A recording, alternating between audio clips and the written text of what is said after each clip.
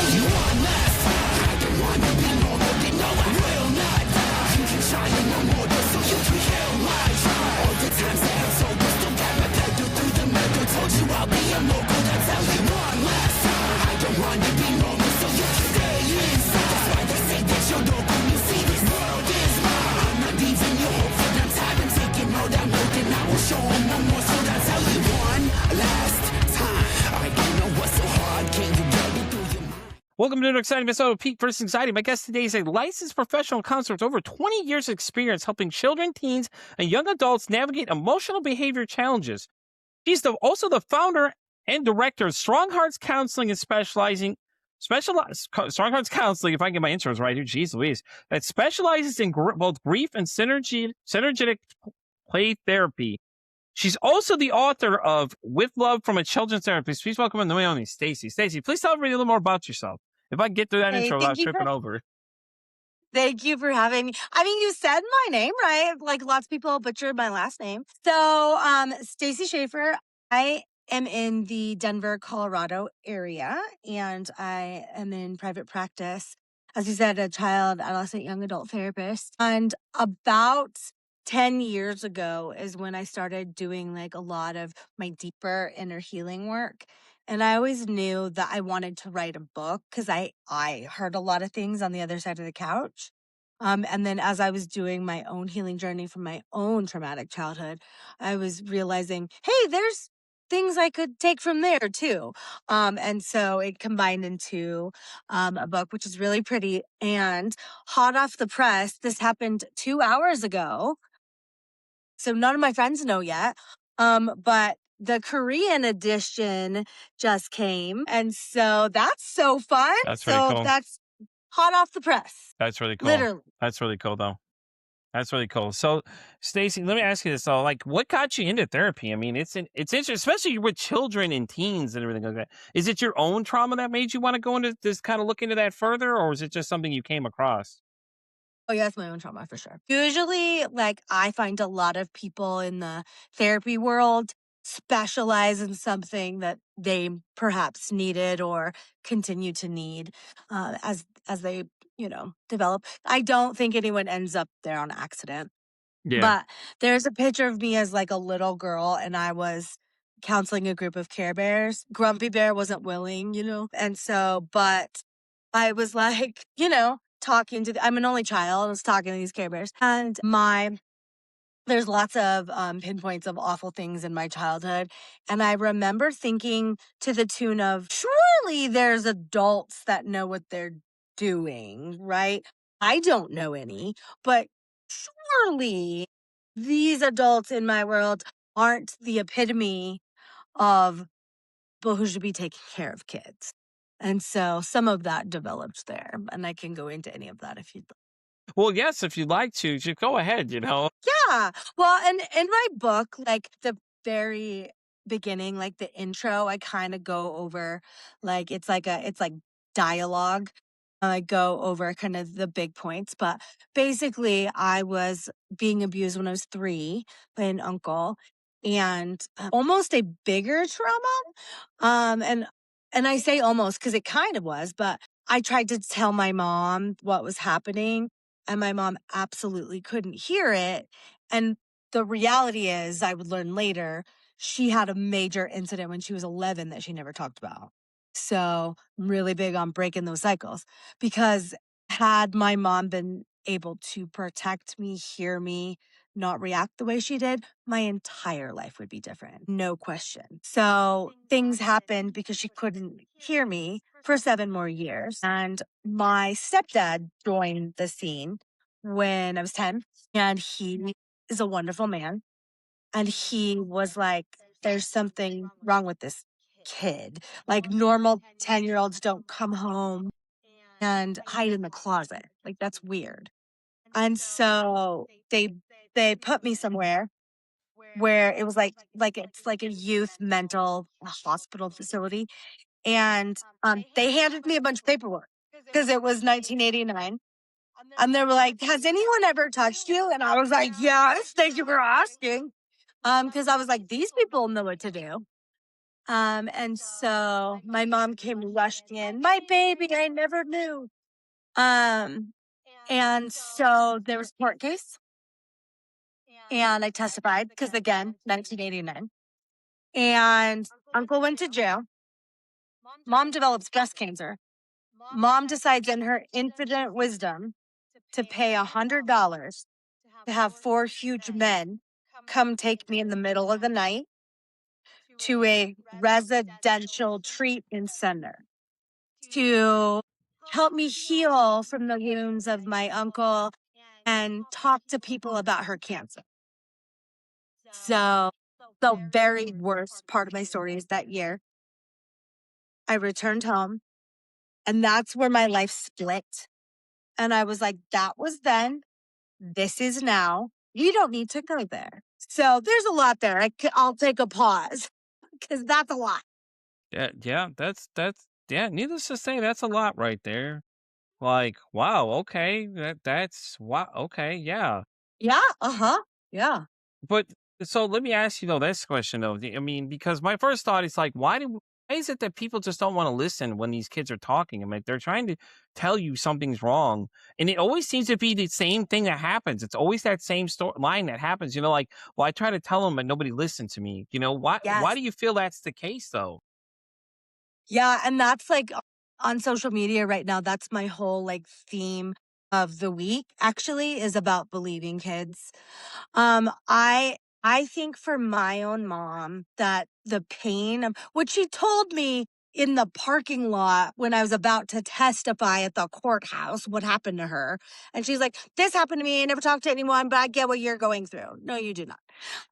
And so I think that my mom had a justifiably horribly horrific thing that happened, and she died when I was 22 of breast cancer. She had this horribly, like, terrible thing that happened, and it was too painful to look at for her, and I think that acknowledging something could happen to her only child was just too painful to look at because it would force her to look at her own. And so it was easier to be like, no, this kid is in a fantasy world and that can't happen and not on my watch when in fact it did. No, I get that. Yeah, that's what I was thinking too. Maybe she's just her trauma was so bad that she didn't want to have it. It could make realize that it could happen to you, and then it be just Yes. maybe it stirred something up with her. You know what I mean? Like it's just. I mean, Yes. I don't. You know, it's horrible. These things happen, and you know, it had to be hard for you though going forward. Did it not? Like relationships with just men in general had to be weird because you know with the whole thing. Did it kind of make it hard for you to have relationships with other people though because you're afraid that you don't know what's gonna happen next? Yeah. I mean, I think that that was really big about 10 years ago when I started like doing my trauma work and just realizing how I presented a different thing in my friendships and my friendships got deeper and better and I have amazing people surrounding me, but because of what happened when I was little and when I was 11 and like kidnapped, I have no interest in romantic relationships, and Yeah. that's 100% because of it. Like I've come to terms with that, but my entire life would be different had those things been like dealt with at a different time. And so like that that's the path my life is on, but yes, like, I would say that there is 0 interest in that one. Yeah. Yeah. No, that was going to be my next follow-up question for you, though. But I mean, it makes sense. So, I mean, I get where you're going. Is it a possibility maybe down the road you'll change your mind, or you feel like it's just that's it, that's where I'm at, or is that the current stage we're at right now while you're dealing with a lot of this stuff? Because you know it's hard though, because like all that, you know, like when I was 10 when I got abandoned, though, like I didn't realize the ripple effect it had on me until now when I really started looking at a lot of this stuff. You know, I was always angry all the time. And anytime I get in that situation, I feel like somebody's going to leave. I push back and I'm like, no, I'm going to leave you before you can leave me, kind of thing. You know, that whole scenario goes on. You know, I'm so sorry that happened. And thanks for sharing that too, because I know it's rough to talk Yeah. about these things, especially with that kind of area of things. I know a lot of people like, it's embarrassing for a lot of people, but I mean, it's your story though. I mean, it's what happened. It's like, you know, and that's the great thing about me is like I've heard a lot of crazy things in this room and things like that. So a lot of this stuff like doesn't really affect me really. I kind of like I understand like a lot of things you guys go through, but you're trying to turn it into a purpose now with all your different posts and now with the book and everything else like that too. So what's the basis of your book? Yeah. Well, and thank you for saying that, but I just want to clarify, and I write this, that I think it's really important to speak from your scars, not your open wounds. So I wouldn't say that I'm like in a traumatized actively. I mean, I still do my own work and my own therapy. Like thank God for therapists, am I right? And so I still do that, but I wouldn't say that that is something that is hard to talk about. My book was really evidence of integration of like the things that I can freely talk about. I don't say everything, Yeah. right? But like I'm in a place where like I can extract wisdom as opposed to it feeling like so vulnerable that I'm exposed. And I think that's an important distinction. And so my book, like to say it's like it's a combination of recovering from a traumatic childhood and then my clinical expertise from the other side of the couch. And a podcast I was on, I loved how she presented my book. She said, it's a guide to not emotionally damage the next generation. Big fan of that. Well, that's good though. I mean, I like how it goes from both sides though. I mean, you're giving them your actual honest professional opinion, but then at the same time, you're adding your own injecting yourself into it at the same time. I feel like that authenticity has to be really, really well received by other people that are reading this book. So, are you getting a lot of great reviews back about it? I am. It was funny. Last week I had 67 5-star reviews, and I don't know if you know anything about the 6-7 trend, but like that number trend is going with kids, and I was like, I need more reviews because I can't see that number. But the biggest compliment I would say is that um some of my friends like that don't even have kids are saying like I feel seen in your book. I feel seen, I feel heard. One of my friends said that it's helping her understand her teenager. But I would say that the biggest compliment is people feeling seen in her. Yeah, yeah, no, I agree, especially with teenagers and things like that. Oh man, that's an interesting area to be in, especially with all the different things going on now. Because now, from when we grew up to now you have all the different elements of social media added into these things, and especially as teenagers, and they're also searching for their identities or who they are, and they see these things, and it's my biggest fear is the things they're watching these days are just like it's just not good because they're seeing the wrong image of a lot of things, and it can be your friend and it can be your enemy, okay? Because my thing is like these Mhm. videos where they're talking about, suicide. And they're like, well, if you take your life, all these, things. Those are my biggest videos these days. I cannot stand watching. Like every time I see one, I'm just thinking, like, what if a kid that's looking at this sees this video? You're just reaffirming to them that their life doesn't matter at this point, basically, because life goes on, is what this video basically says to me as somebody being a two-time survivor could tell you that this is not the right message you're trying to send to people. Like, I understand what you think you're doing, but it is not a great message. Would you agree with me on that one? Yeah, I'm actually working with my business manager, Lauren. I call her Queen Lauren. Shout out to Queen Lauren. About a course. Hmm. And it's going to be about helping raise emotionally healthy kids Hmm. that have access to social media. It's going to be called something better than that. But I would say that's a big part too of my writing is that the kids of today are living in a different Oh world, yeah, both with like definitely. school violence and social media. And that when kids are told by adults, I get it. I was a kid once too. That's an immediate shutdown because they're like, you weren't a kid like I was a kid. Like you didn't, like if you were being bullied, you just went home and you didn't know what was going on. Like now you see all these people together making an inside joke about you Hmm. on social media. And so it is absolutely a different world. I will say I don't want to 100% villainize social media because I think there are good things for some kids if we're monitoring Yeah, correctly no, I agree. and feeling understood. But it's danger. If I had to choose with or without, I would say without. But I think that it is an insane internet junk. Yeah. No, I think it has its greatest things and has its weakest things, like some of the stuff that's just a constant flow of information that goes on. Like that's my biggest fear for the younger generation is that they're seeing these things and they think that this is the way you should act. And then these girls that are just being sexualized, and it's like, these young ladies are seeing that now they're thinking, oh well, I got to dress like that just so boys notice me too. And then these guys that degrade women on the other side, it's like now you're teaching these young gentlemen this is how they should act. I'm like, that's not really the way we should be doing these things. Like we should be teaching them to be better than we are, in general, and teach them the right things. But with like so much misinformation, it's like you have to be careful because if you're not monitoring what they're doing, like Roblox, you can't even play Roblox these days, and that game's for kids with the what I'm saying? Like Minecraft and all these other like different things they have access to. Even the online video games these days are a dangerous place for kids to be because like you don't know what that person on the other side of the microphone is saying to those poor kids. And I've had several incidents where I've gone and said something where it was they got bullied and this one guy told this kid to go basically take himself out of the picture. I'm like, yeah, like, that's not nice. I'm like, "Oh, you think that's great?" So, like, I messaged this individual. I said, "So I heard you like to pick on little kids and tell them to do these things, huh? I bet that makes you feel good about yourself?" And it's just like we don't like we there's like I get kids like we need to really monitor what these kids are doing. Like, I know it's scary. I know it's Mhm. hard. A lot of parents, they don't want to hear that. You got to do some work and you got to pay attention to what they're doing. Can't give them the tablet and just say, "Here you go," because once they wander to the wrong side of YouTube, then they're seeing things they shouldn't see.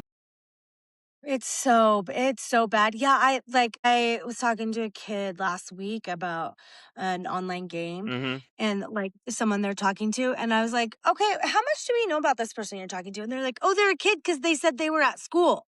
And I'm like, "That's the only what? What?" And so like yeah, it's terrifying cuz I have seen several kids who were groomed online and are now like dealing Yeah. with the fallout of what happened, and it's awful. I don't know what this trend to is. You ever heard this thing where they were saying they're showing people are showing their kids Megan's Missing, that movie where the young girl gets caught into something because she's talking to some guy without a camera. And she's like, this guy's basically just kind of doing the same thing. He's like, just hi. Oh, yeah, it's okay. Come meet me somewhere. And it's like, oh, no, don't, because this is not going to end well. And then they're showing him the whole film. I'm like, okay, we don't need to show the aftermath of the poor girls being assaulted and all this. No, don't need to see all that. There's too much. Like, No. I don't get that. Like, Yeah. I didn't understand the whole thing because I watched it myself. I was like, okay, I'm gonna watch this because I'm curious what they're showing these kids. And I was like, no, you don't want to show them this. This is not what you show them. That's how you give them the wrong message. Again, stop. No, I know. I know that like Instagram, like several years ago, I think it was before COVID, so many people like fought back about how graphic the self-harm images were because kids would come to me and they're like, this activated me, this triggered me. And so I think Instagram finally got tired of people doing that, and so I think they did a little better job like censoring when people are like, I just self-harmed, I want to show everyone. And so but yeah, I think visual trauma is real. Yeah. Yeah. Remember 13 Reasons Why? Did you ever see the original one? The original ending to the show was so graphic that people were such Oh, I did where the blood, yeah, where yes. they were watching her actually commit the act and you're watching her just go for it. And I'm just Yeah. like, okay. I guess I didn't know there was not an original. Yeah. Okay. So the original ending shows you the complete act of her cutting her wrist. That's what I saw. Yeah. So they changed it though to you just see her in the tub then and that whole thing. And that's all you see. Now you don't see the whole her doing the whole act prior to that. Before it was you were watching her do it. And I'm just like, and then people were wondering why their Netflix got so much backlash about it. And then we're wondering why. Well, what do you mean, man? Look at what you're showing people. Oh my gosh, that month when it was, like, at its height, when kids are like I'm like, "You're no, No, let's not watch it." no. No, and of course they did, and it yeah, that was a pretty upsetting week. Well, month. Yeah, remember because we had Faces Death was our big thing when we were kids. Now they've got all these different things on the internet. They could watch anything at their fingertips. It's scary. Anything. And then that came out, and I was just like, "Oh God, here we go." Like I watched it because it was a good show up until that point. It was a good show. And then when it got to that ending, I was just like, "Oh my God, we are not showing this to kids, are we?" It's like that moment in Dexter was similar to that one, where the guy that played Commander Dick on Third Rock from the Sun was the villain, and he did almost some of the same thing to Dexter's wife. They were in the tub together, and then you watch him just, and it's just like, yeah, no, let's not show this to people. And then it's like, Ye who let this get past the editing floor that thought this was a great idea and not think somebody's going to backlash from this? And, the uproar was just like, people, they were so shocked. I'm like, I don't know what you're shocked about. Like, you're showing this extremely graphic vision of what's going on. Like, you don't realize how triggering this is to people. It's like, stop doing that, because kids have access to this too. And if nobody's watching what they're doing, they're getting to that episode and they're seeing everything go on, and it's just like you're giving them the wrong idea. Like the Chat GPT thing with the kid, it was basically having suicidal ideation, and Chat GPT was telling him how to commit these acts. It's like, oh, well, here you go, let me show you. And it's like, no, please stop. And then that whole scenario went down, and it was just like, we shouldn't have to have these horrific events to happen for somebody to say something, because the rates of children from 10 to 14 is going up. And it's like, now you're showing these things and all this. It's like, God, we got to do something now, because this is crazy. Yeah, also the show, Ginny and Georgia, like, Ginny character self-harmed by burning, Hmm. and so I feel like they attempted to do a better job than 13 Reasons Why, but I can tell you how many kids were either upset or got the idea from that, Yeah. and it's yeah, there's so much happening all the time. So, I guess the question we need to Stacy T is like, what advice would you give to people that have teenagers these days? What's the best way to approach them? Obviously not come to say, well, I remember when I was your age, because that whole scenario just turns us off instantly. Yeah. I always say that I really like the question, help me understand what it's like to be you. Help me understand. Because I think that we walk in with just a lot of assumptions. Like, I mean, we all dealt with having to do school and teachers and curfew grades. But that, like we said before, there's another Yeah. element. And so I always say that I like to be a tourist in their world as opposed to I'm a native in your world too. And be like, help me get it. Yeah. What do I not get? Yeah, I think that's a really great approach. So if you think about, you're asking them to tell you what you're missing, like, hey, let me know what I'm missing in this situation here. Help me better understand, because it's so complex these days, and with all the different apps and everything else, it's so easy for these kids to get bullied. It's like, let me know. Like, you're getting bullied, like, you need to let me know. So, like, and then don't overreact, I would say too. Don't like freak out, because that'll instantly turn them off too, because then they're not gonna want to tell you anything. I know your first initial thoughts to get upset and get all hyped up. No, because you're not doing any good. Would that, am I not right on that? Right? Right? No, am I not right about that? Yeah, well, I like a lot of times. So, like, how it works in here, like with confidentiality, is I always say, unless you say you're going to hurt yourself, someone else is hurting you. But what I tell parents and kids is like, your parents going to want to know what's going on in here, what we're talking about. So I'll tell them either something I said, some strategy we talked about, something we made. I'm like, but I'll never quote you. Yeah. And that's how I keep everybody, like, at bay. But there are some areas that fall in the gray, right? Like a teacher that they feel like is targeting them. That, I mean, that's not technically in the area. And 9 times out of 10, I'll be like, can I talk to your mom about this? And kid after kid after kid says, absolutely not, because my parent will take action and will make it worse for me. And so they hold back because they don't want to make it a bigger thing. And as the adults in the story, we want to protect them. And so it's complicated. Yeah. Yeah. So yeah. The other day I brought a mom in and I said, I'm wondering if, before we talk about this, if there is a possibility that we can let this situation ride out for 2, 3 weeks. And if nothing changes, you intervene. And the mom said yes. And so I think there's a lot of nuance in there. Yeah. Yeah, no, I get it. It's got to be a very slippery slope to try and go across that, because then you don't want to betray their trust, and then they won't tell you. At the same time, the parents like, well, what's wrong with them? What's going on? It's like, well, I could tell you completely, but it's a confidentiality thing. It's the same thing as if their parent were to come in there. You're not going to tell them what their parent's talking about, because, it's their confidentiality, and you there? We got you still? I'm here. Do you see me? Yep. It said, "Oh, yep, you're good. Never mind." Anyways, but Um, like my thing is like I um, get the whole confidentiality thing though. Like it has to be a struggle though because you're trying to keep both sides happy, as you were saying. It's like a juggling act, and it's got to be stressful for you though, is it not? it is stressful. A lot of times, well, I mean, quite often, complain about school counselors. And let me just say, like, I think that they have an impossible job. They're like assigned 500 kids and not enough time. And so school has a different confidentiality policy. Hmm. And so but sometimes it sounds like they're like, I won't tell your parents, but then they do. And so I think that that's hard for kids. They're like, I know, it's just going to get right back to them. And so that makes it tricky because I feel, yeah, like that I'm dancing the line of like, look, like I want to protect you too. And so we need to come up with a plan because this isn't getting better. And but I can also see where they're like, yeah, if mom goes to the principal and complains about mean girl, like there's going to be subtle things that happen that won't fall on the radar, you know? Yeah. So it's true. So, Stacey, since this is your area, what would you say is the best way to talk to someone in that teen range about mental health? Like, how would you say is the easiest way to approach them? Because I feel like we should talk to them at a sooner age so they can understand some of these feelings they may have, so we can hopefully help them get through these things and not have to suffer so much. Yeah. No, I think like normalizing the mental health conversation is amazing. I would also say this generation of kids is incredible.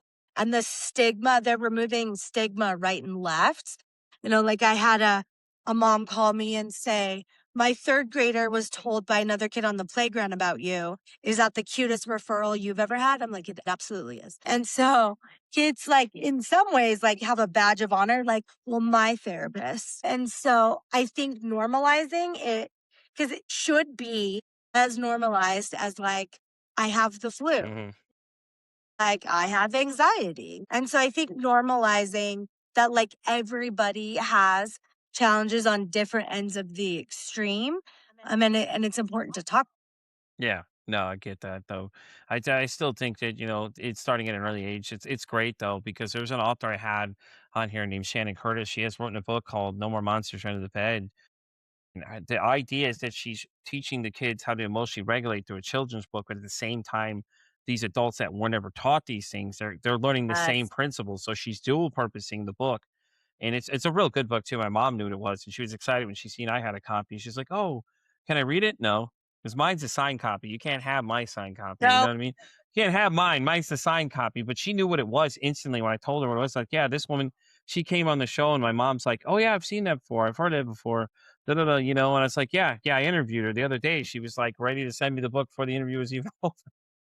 But it's interesting though, because like I think that, having this conversation at an early age, especially with the numbers rising, it's like, we have to be more concerned than ever. Do you have any advice for them in case they may think their child is having these kind of thoughts? Like how would you say they would approach it? Because, like, again, we're not talking to an adult here. We're talking to like a 10 to 14-year-old, in that range that may be considering these things. Is there something they should be looking out for or something they should be asking them? How would you say the best Yeah. way to approach it? Since this is more your area, maybe you could tell us what's the best way to go. Yeah, well, I mean, like this is kind of a broad subject. So it kind of depends on what we're talking about, like in terms We're talking of about suicidal what ideation. suicidal With the ideation. number Okay. rising, I think that's the biggest concern right now is that 10 to 14 is becoming the second most likely. So how would we approach that though? Since they're kids, they're not adults, so obviously we can't talk to them in the same sense. Yeah.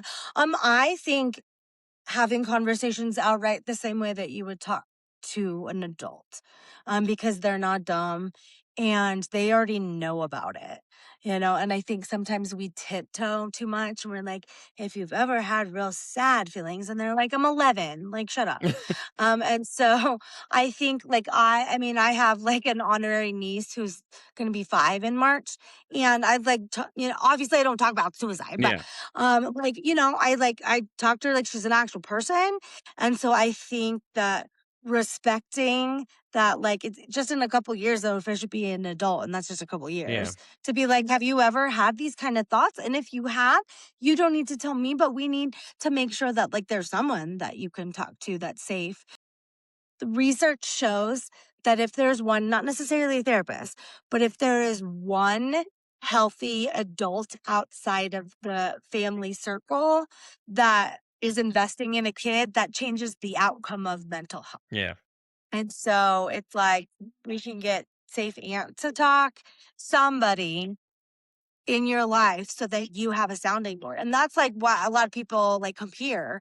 They're like, here's the safe adult. And I'm like, She's like, "Hi, this is me. Hi, yep, safe adult here." I mean, I get it safe though. adult. I like your vibe though because I could see you getting along with kids because they see you, they're like, "Oh, hey, yeah, my therapist is really cool." They're bragging about how they're talking about you on the playground at this point. So you're doing something right at this point. I mean, I'm amazing and humble. It's a hard combination. She's like, "It's okay, superstar here. That's all right. Back up, put your sunglasses on. Don't want to get blinded over there." And I have a therapy dog, so that helps a We have lot. a therapy dog too. Okay, well, that's the winning right Do you there. want to see her? Sure, yeah. Do you want to see her? She's like, what? Oh, there you go. Yep. Yeah. Okay. All right. And I see the winning that Rhea. Okay. I see the winner. Okay.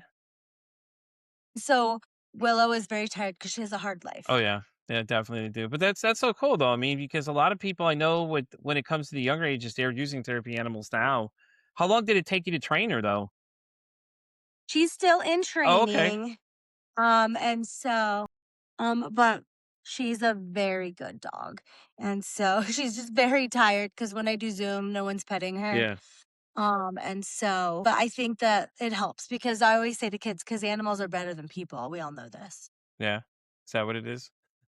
I think so. Well, I mean, I get it though because a lot of kids like animals too, and it's easy enough to relate. And I think people misjudge dogs. Like I had a dog that could always tell my blood sugar was always low or was too high, and she could tell. Like you could tell based on the reaction she had, she could sense it. And ever since then, she'd always get real close to me, and then something's not right because she'd be right on top of me, like.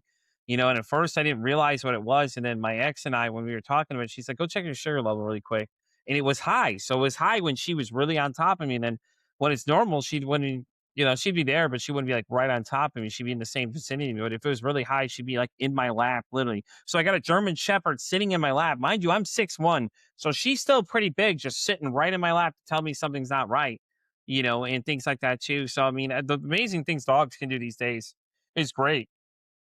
I've always said I wanted Yeah. to most support Gator, but it was never working out in the relationship. She didn't say she didn't like that. Ha! Not so Ever much. since I saw this video on TikTok, it was like, what is it, Wally, the most support gator? I'm like, well, damn, I want a Wally too now. She's like, no, you can't have one. I was like, all right, fine. So I No. kept finding weird. So I kept finding weird animals and kept telling her, well, I want one of these instead. So my ex was a vet tech, so she knew a lot of different animals. So I kept showing her. I told her I wanted a monitor lizard. She said no to that because she said it'd eat the dog. And then it was this. I'm like, well, come on, man, you can't let me have anything cool. Like I want a cool most support animal. No, you can have a dog if you want. I don't want a dog, man. I want something cool here. Come on now. I want to be the cool kid on the block. Like that's my most support gator, Wally over there.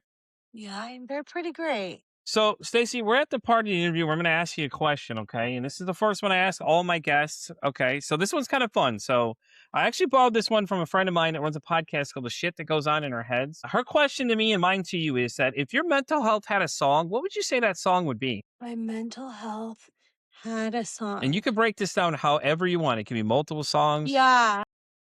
So, I don't know if you know who Dean Lewis is. Mm-hmm. He's Australian. But he came here in Denver in the very beginning of the year. He took a hiatus and it said he was sick, but he told us it was the first show back. And he was like, I was in rehab and it was the darkest point of my life. And I wrote this song. And so it's not even released yet. But it's called Seconds Before the Sunrise. And it's like, gonna hold on as long as you can open your eyes. Can't live in the dark your whole life. And it's so beautiful. So I made a time like a 20-second video of it for like the future.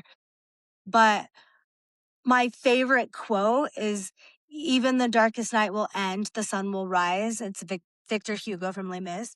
and it parallels that it's like it's real. It gets real dark, and then the darkness ends.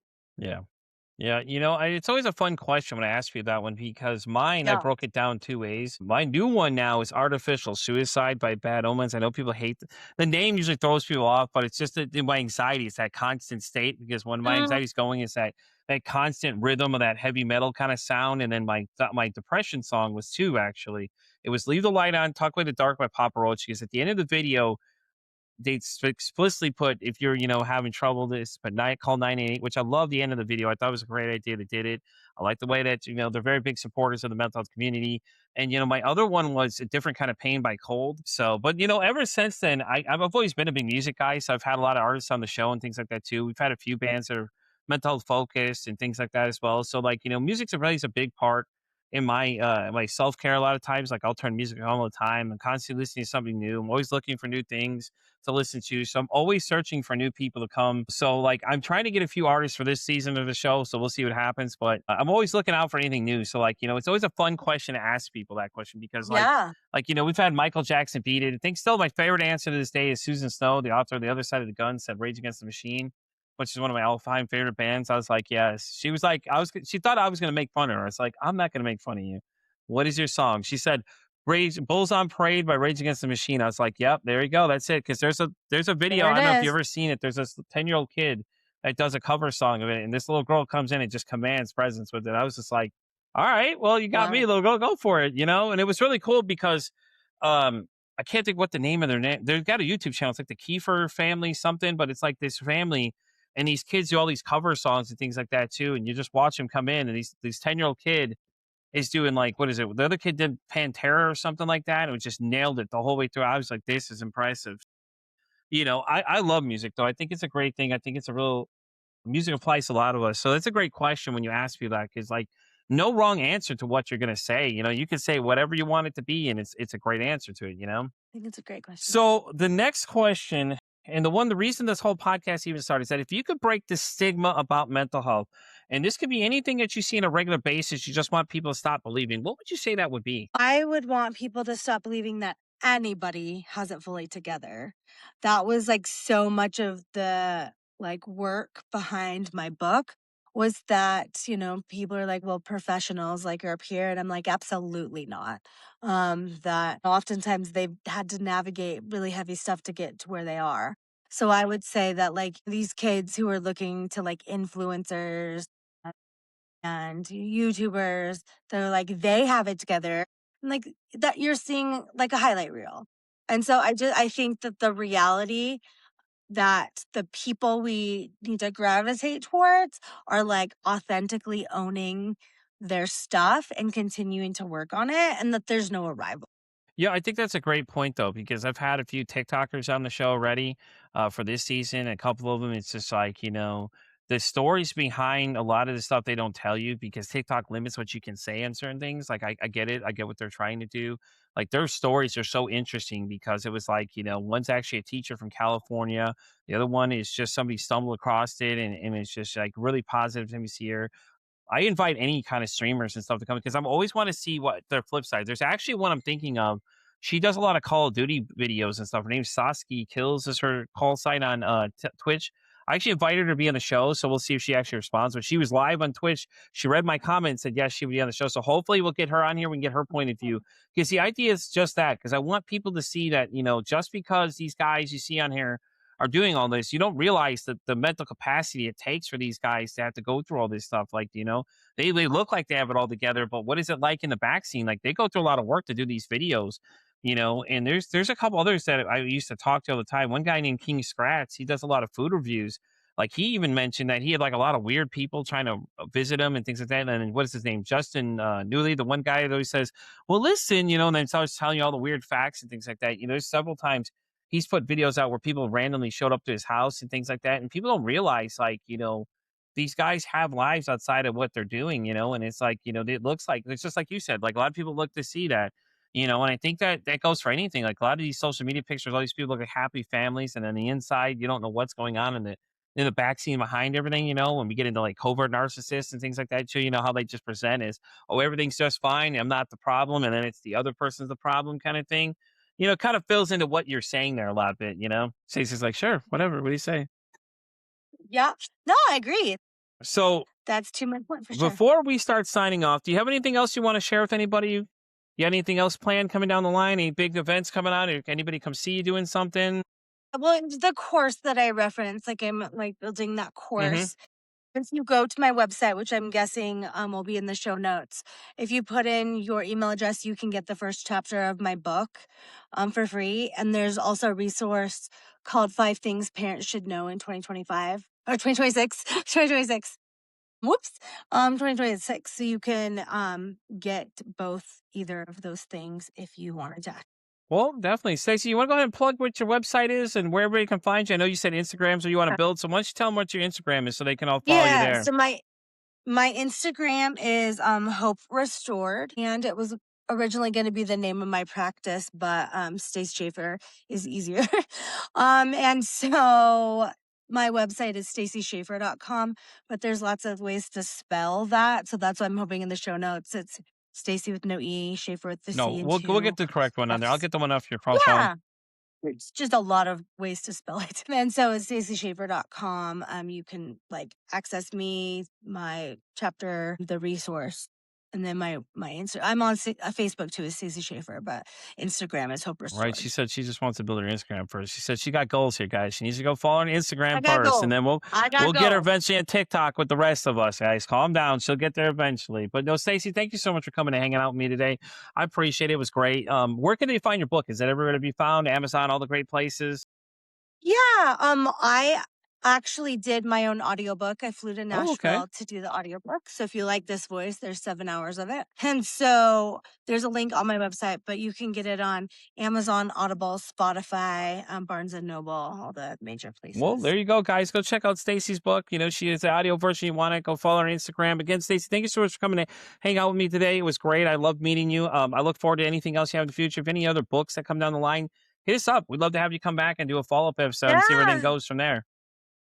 Thank you. I am planning on it. So thank you so Right. much. And with that being said, guys, we're going to wrap up this episode of Pete vs. Anxiety. You guys know where to find me. I'm Pete vs. Anxiety on Spotify, all the way down to Pandora Radio. I'm on X, all the way down to TikTok. And as always say, it costs nothing, absolutely nothing to be kind to somebody. One kind act you can do can save their life, or hell, you can make their day. I'm Pete vs. Anxiety signing off saying, don't ask how your day is today. Say, hey, how's your mental health?